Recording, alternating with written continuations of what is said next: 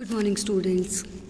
हम लोग राजनीतिक व्यवस्था सिद्धांत के बारे में बात कर रहे थे और राजनीतिक व्यवस्था सिद्धांत में जो एक जनरल सिस्टम थ्योरी थी, सामान्य व्यवस्था सिद्धांत, उसके बारे में मैंने आप लोगों को कल की क्लास में बताया था।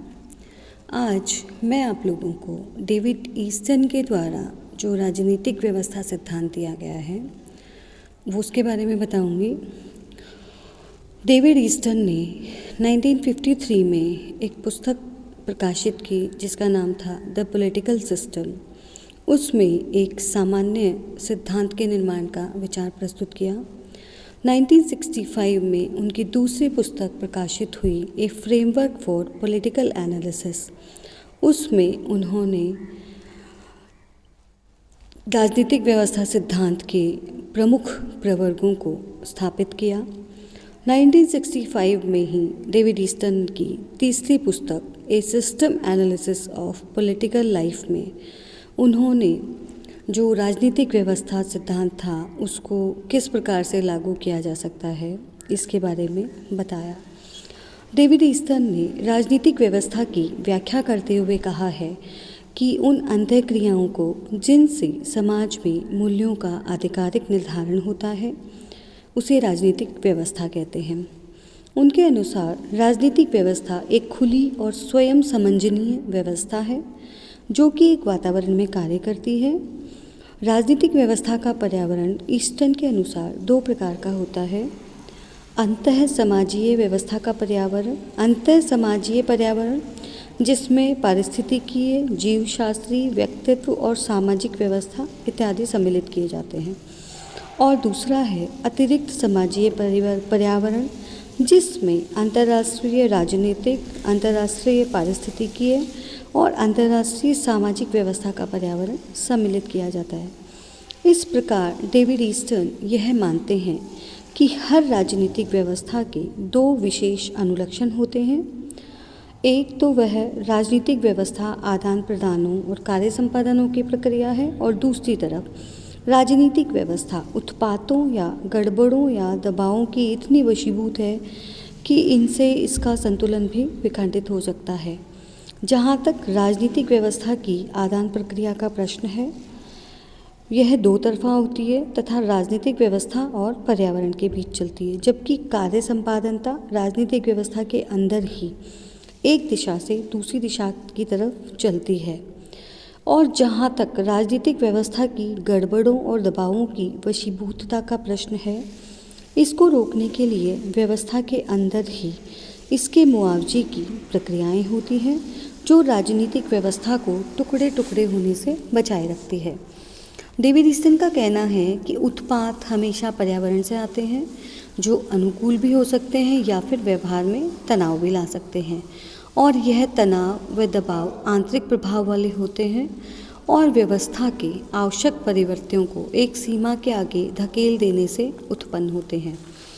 अतः ईस्टन राजनीतिक व्यवस्था को आदान प्रदान और कार्य निष्पादन की ऐसी व्यवस्था मानते हैं जो पर्यावरण के द्वारा उत्पन्न उत्पातों और व्यवस्था के अंदर की अतिवादी गतिविधियों से उत्पन्न दबावों के वशीभूत रहती है।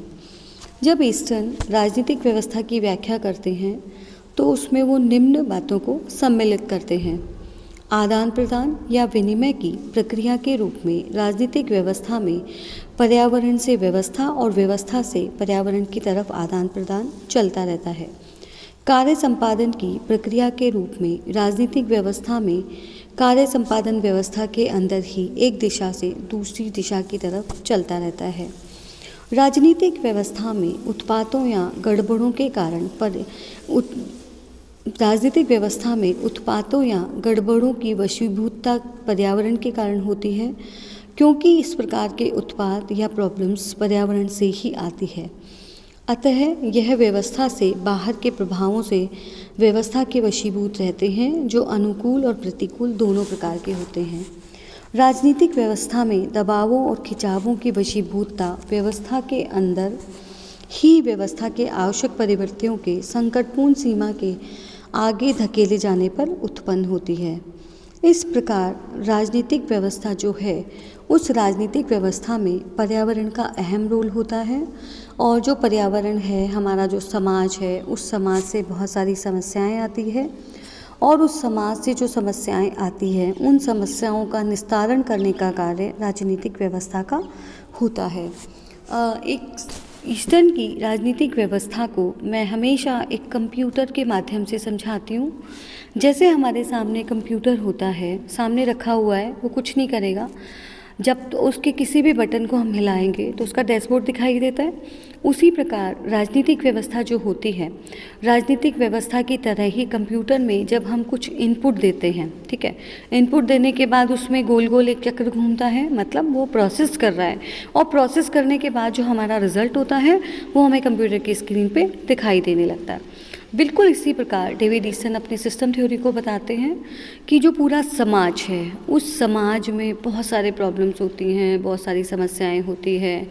राजनीतिक व्यवस्था को, सरकार जो होती है उसको बहुत सारे नीति नियम बनाने होते हैं। तो ये जो प्रॉब्लम्स हैं, ये सारी की सारी प्रॉब्लम्स राजनीतिक व्यवस्था तक पहुंचती हैं। इसे कहा जाता है इनपुट, मतलब समस्याएं जो हैं वो इनपुट के रूप में। फिर राजनीतिक व्यवस्था का काम शुरू होता है। राजनीतिक व्यवस्था उन समस्याओं पे प्रोसेस करती है, मतलब रूपांतरण प्रक्रिया उसको कहते हैं ईस्टर्न। और रूपांतरण प्रक्रिया के दौरान जो समस्याएं उचित होती है, आवश्यक होती है, कोई बहुत अति आवश्यक भी होती है, और कुछ ऐसी होती है जो अनुचित भी होती है, जिनको पूरा किया जाना व्यवस्था के द्वारा संभव नहीं है। तो ऐसी परिस्थिति में जब रूपांतरण प्रक्रिया चलती है, उस रूपांतरण प्रक्रिया के समय राजनीतिक व्यवस्थाएं उचित मांगों का प्राथमिकतानुसार निर्धारण करती है और अनुचित मांगों को दृढ़तापूर्वक ठुकरा देती है। तो ये जो उचित मांगे हैं, उनका निस्तारण करने की जो प्रक्रिया है, उसके बाद जो नीतियाँ, नियम, कानून बनते हैं, वो कानून आउटपुट कहलाते हैं। इस प्रकार इनपुट, प्रोसेसिंग और आउटपुट, इसी प्रकार से हमारा कंप्यूटर भी काम करता है, और इसी प्रकार से डेविड ईस्टन की राजनीतिक व्यवस्था भी काम करती है। अब जो डेविड ईस्टन है, वो इसको मैं थोड़ा सा और ढंग से बता देती हूँ। डेविड ईस्टन की राजनीतिक व्यवस्था के 3 घटक होते हैं: राजनीतिक व्यवस्था के निवेश, मांगों का रूपांतरण और राजनीतिक व्यवस्था के निर्गत।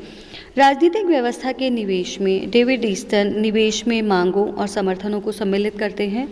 मांगों को ईस्टन ने शासकों को संबोधित विन्यासित आकांक्षाएं या अपेक्षाएं कहा है। हर राजनीतिक व्यवस्था में हर क्षण असंख्य आवश्यकताएं और अपेक्षाएं विद्यमान होती है, लेकिन इनमें से कुछ को छोड़कर, मतलब कुछ ही होती हैं जो राजनीतिक व्यवस्था तक पहुंच पाती है और ऐसा स्तर प्राप्त कर विन्यासित हो जाती है। डेविड ईस्टन के अनुसार राजनीतिक व्यवस्था में वे मांगें बन जाती हैं। राजनीतिक व्यवस्था में इस प्रकार की मांगें व्यवस्था में दबावों के संभावित स्रोत होती हैं, और व्यवस्था का दबाव 2 प्रकार का हो सकता है, पहला आयतनी और दूसरा मात्रात्मक दबाव। आयतनी दबाव उस समय उत्पन्न होता है जब व्यवस्था की मांगों की संसाधन क्षमता से मांगों की संख्या बढ़ जाती है। मात्रात्मक या तत्व दबाव उस समय उत्पन्न होता है जब राजनीतिक व्यवस्था के पास मांगों का संसाधन करने का समय ही नहीं होता। मांगें उस अवस्था में भी दबाव उत्पन्न कर देती है जब उन पर ध्यान देना कठिन हो जाता है, क्योंकि वह व्यवस्था के ही प्रतिकूल पड़ती है, या व्यवस्था के अंदर विद्यमान लक्षणों के विपरीत जाती है, या उनसे राजनीतिक व्यवस्था के सीमित साधनों का क्षय होता है। कई बार मांगें अपनी पेचीदगी के कारण भी दबाव उत्पन्न कर सकती है। उनमें जटिलता, अन्य मांगों से उनके टकराव या व्यवस्था से बेमेलता के कारण उत्पन्न हो सकती है। इस प्रकार मांगें राजनीतिक व्यवस्था में दबावों के निवेश कही जा सकती है। ईस्टन के द्वारा निवेश का दूसरा पक्ष समर्थन माना गया है। समर्थन राजनीतिक वस्तुओं की तरफ अभिमुखी होते हैं, और यह समर्थन सकारात्मक या नकारात्मक, अभिवृत्तात्मक या सक्रिय अर्थात प्रकट या अप्रकट प्रकार के हो सकते हैं। और समर्थन शासकों, शासन व्यवस्था और स्वयं राजनीतिक व्यवस्था के प्रति राजनीतिक समुदाय की सकारात्मक या नकारात्मक प्रतिक्रिया की अभिव्यक्ति होते हैं। समर्थन शासकों, सत्ता व मूल्य व्यवस्था और संपूर्ण राजनीतिक व्यवस्था के प्रति राजनीतिक समुदाय की इनके अनुकूल या प्रतिकूल प्रतिक्रिया की अभिव्यक्ति करते हैं। इस प्रकार ईस्टर्न राजनीतिक व्यवस्था के निवेश, मांगों और समर्थनों को मानते हैं। इनमें पहला व्यवस्था पर दबाव डालना है और दूसरा राजनीतिक व्यवस्था, सत्ता व्यवस्था एवं शासकों के प्रति जन समुदाय की अनुकूल प्रतिकूल प्रतिक्रियाओं की अभिव्यक्ति होते हैं। मांगों की तरह ही समर्थन भी अनेक प्रकार के होते हैं और सबका प्रभाव राजनीतिक व्यवस्था को सक्रिय बनाने वाला होता है। यह सक्रियता समर्थनों के अनुकूल होने पर व्यवस्था की पोषक और समर्थनों के प्रतिकूल होने पर व्यवस्था की शोषक बन जाती है। इस प्रकार जो इनपुट्स होते हैं वो इनपुट्स निवेश, राजनीतिक व्यवस्था के निवेश, मांगों और समर्थनों के रूप में सामने आते हैं। दूसरी बात होती है प्रोसेसिंग की, जिसे कहा जाता है मांगों का रूपांतरण। मांगों के रूपांतरण की प्रक्रिया उन तरीकों को कहा जाता है जिनसे राजनीतिक व्यवस्था अपने समर्थनों और साधनों का प्रयोग सत्ताओं या शासकों को संबोधित मांगों को अस्वीकार करने, उनको पूरा करने या उनमें हेरफेर करने के लिए करती है। ईस्टर्न का कहना है कि शासकों की संबंधित मांगों को भिन्न भिन्न तरीकों से संबोधित किया जा सकता है। कुछ मांगें प्रत्यक्ष रूप से नकारात्मक या सकारात्मक ढंग से पूरी कर दी जाती है। अधिकांश मांगें पहले एक सामान्य मांग में बदली जाती हैं और उसका सामान्य नियम बनाकर उनका समाधान कर दिया जाता है। कई मांगों को सामान्य हित के मुद्दों में परिवर्तित कर दिया जाता है, जिससे वे सामान्य नियम बनाने के स्तर तक महत्व प्राप्त कर सके। मांगों की पहले संख्या कम की जाती है और फिर उन्हें लोक कल्याण की अपेक्षाओं और आकांक्षाओं के में परिवर्तित करके पूरा कर दिया जाता है। इस प्रकार मांगों को पूरा करने के लिए मांगों का न्यूनीकरण किया जाता है और उनमें से न्यूनीकरण के जो तरीके होते हैं वो है मांगों का समूहीकरण, संयुक्तीकरण और एक सी मांगों को या जो कंपैरेटिबल मांगें होती हैं उनका एक साथ उपचार कर दिया जाता है। इस प्रकार मांगों जो जनता से या समाज से राजनीतिक व्यवस्था के सम्मुख मांगें उपस्थित होती है, उन मांगों को राजनीतिक व्यवस्था अपने हिसाब से पूरा करती है। मांगों की रूपांतरण प्रक्रिया बहुत महत्व रखती है क्योंकि इसके द्वारा शासकों का समर्थन बढ़ या घट सकता है। उस अवस्था में मांगों की रूपांतरण प्रक्रिया समर्थन में घटाव लाती है, जबकि राजनीतिक समुदाय के किसी महत्वपूर्ण व्यक्ति की मांग को पूरा करने में शासक असफल हो जाते हों। मांगों में से उचित मांग को पहचान कर उसको पूरा करने में असफल हो, शासकों का मांगों के बारे में किया गया निर्णय ही ठीक नहीं हो, तब मांगों की रूपांतरण प्रक्रिया शासकों के समर्थन में कभी आ सकती है। समर्थनों में कमी के कारण अभिवृत्तियों में फूट पड़ती है और समूहों में संघर्ष होने लगते हैं, जो कि व्यवस्था की एकता के लिए खतरनाक साबित होते हैं। ईस्टर्न का कहना है कि राजनीतिक व्यवस्था के समर्थन में कटाव या कमी संपूर्ण व्यवस्था के लिए घातक हो सकती है और इससे सारी व्यवस्था के लिए प्रॉब्लम्स क्रिएट हो सकती हैं। राजनीतिक व्यवस्था में जो फूट और विभेद होते हैं उनको कम करने के लिए राजनीतिक व्यवस्था में संरचनात्मक परिवर्तन लाए जा सकते हैं। समर्थनों के भंडार बनाकर भी कम होते समर्थन पर रोक लगाई जा सकती है। समर्थकों को पुरस्कृत करके भी समर्थनों का कटाव रोका जा सकता है। इस प्रकार समर्थनों में कटाव को रोकने का सर्वाधिक स्थायी माध्यम समर्थनों के भंडार बनाना ही माना जाता है और विचारधारा भी समर्थन प्राप्त करने का एक महत्वपूर्ण माध्यम होती है। इस प्रकार मांगों का रूपांतरण इस तरह करना होता है जिससे समर्थन बढ़े और अगर समर्थन में कुछ मांगों के कारण कटाव आता है तो उसको रोकने के विविध साधनों में से किसी एक को या तीनों को अपनाकर समर्थन में वृद्धि की जा सकती है। राजनीतिक व्यवस्था के निर्गत की हम बात करते हैं। ईस्टर्न की राजनीतिक व्यवस्था की व्याख्या में जो थर्ड इम्पॉर्टेंट एस्पेक्ट होता है वो है निर्गत। यह सत्ता धारकों के वे कार्य हैं जिनके द्वारा शासक राजनीतिक समुदाय की मांगों को या स्वयं उन्हीं के द्वारा प्रस्तावित मांगों को रूपांतरण प्रक्रिया के माध्यम से पूरा करने का प्रयत्न करते हैं। यह निर्गत दो प्रकार के हो सकते हैं। प्रथम को सत्तात्मक या आधिकारिक निर्गत कहते हैं और दूसरे प्रकार के निर्गत सह या संबद्ध निर्गत होते हैं। प्रथम प्रकार के निर्गत सत्तात्मक या बंधनकारी निर्णय होते हैं जो सामान्य कानूनों से लेकर न्यायालय के विशिष्ट निर्णयों के रूप में भी होते हैं। सह या संबद्ध निर्गत बाध्यकारी नहीं होते और इनका उपयोग केवल संदर्भी या निर्देशात्मक होता है।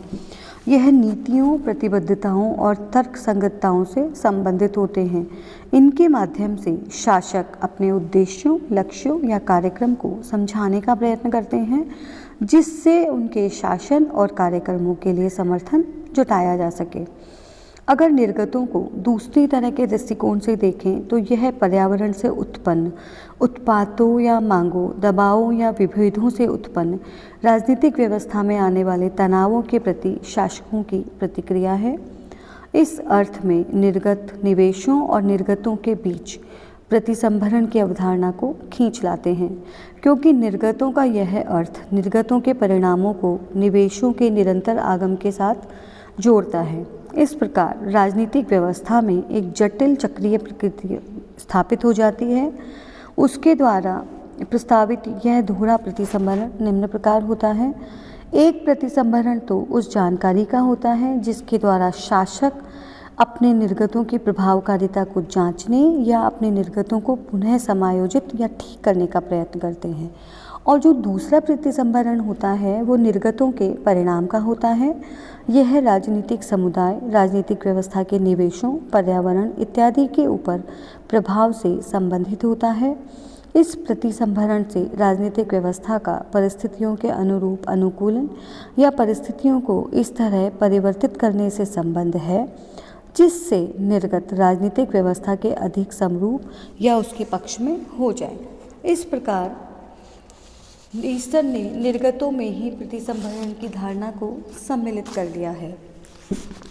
ईस्टन ने कहा है कि प्रतिसंभरण प्रक्रिया का सीधा संबंध निर्गतों से होता है। यह निवेशों, पर्यावरण और राजनीतिक व्यवस्था को प्रभावित करते हैं। निर्गत रूपांतरण से जुड़े होने के कारण इससे एक प्रकार का चक्र राजनीतिक व्यवस्था में स्थापित हो जाता है जिससे निवेश, सत्तात्मक रूपांतरण और निर्गतों को प्रतिसंभरण द्वारा संबोधित कर दिया जाता है। इस प्रकार डेविड ईस्टन की जो राजनीतिक व्यवस्था है उसमें राजनीतिक व्यवस्था के निवेश, सत्तात्मक रूपांतरण और निर्गत ये महत्वपूर्ण साबित होते हैं और ईस्टन के द्वारा प्रस्थापित राजनीतिक व्यवस्था के इस मॉडल की आलोचना भी की गई है। लेकिन फिर भी डेविड ईस्टन ने जो राजनीतिक व्यवस्था का प्रतिमान बताया है, मैं आप लोगों को जब हमारी ऑफलाइन क्लास होगी तब एक बार और समझा दूंगी इसको। डेविड ईस्टन का